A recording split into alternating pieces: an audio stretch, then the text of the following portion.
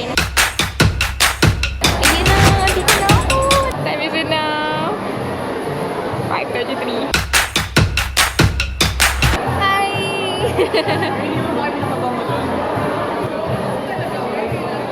Wala na pong lugar dito sa baba. Wala na pong lugar dito sa baba. There's no more space. Hindi ko lang ina yung mga kagrupo ko eh. Pero later siguro magpapit kami.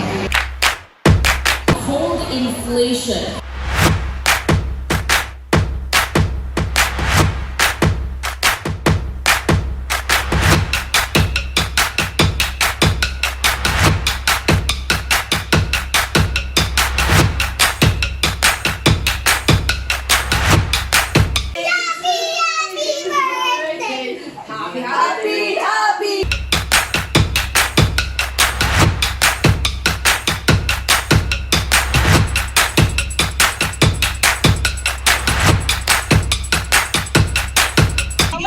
Sige, pagbibigyan ko kayo.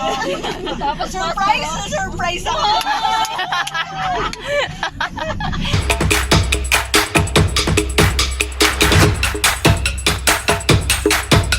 Let me introduce to you the birthday boy tomorrow, CEO of IMG, Josh Palermo. I joined IMG by accident. Actually, that was 2010. I joined because, number one, I like the benefits in IMG. So during the time, and I want to get my parents healthcare fund. So I decided that I need to join because the commission and the discounts that I can get is much more bigger than the enrollment fee that I'm gonna pay. And then along the way, I then realized that there is what you call the benefit of doing the mission.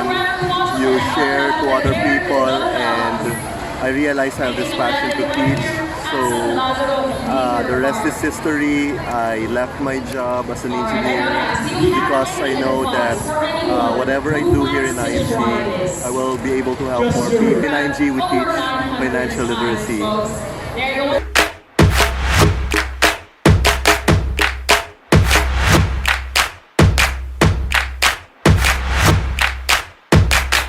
Okay, while we are waiting for the next activity, let me introduce to you our Joy and Percy, SMD of IMG. Let me ask you one thing. Why did you join IMG? I joined IMG because 5 years na ako in employment, pero natanong ko yung sarili ko, nasan na yung kinita ko, nasan na yung pinaghirapan ko, at hindi ako nakakaipon. And I'm blessed, I'm grateful to the person who introduced to me the IMG. Why? It changed my mindset on how I look my income, on how I look kung paano ko i-manage ang personal finances ko. Upang sa ganon, my younger version today will be thankful by old version of me by tomorrow. Na ibig sabihin, hindi ko pinabayaan yung sarili ko upang sa ganon, sa bandang huli, hindi ako magiging pabigat sa pamilya. Yes, that's it!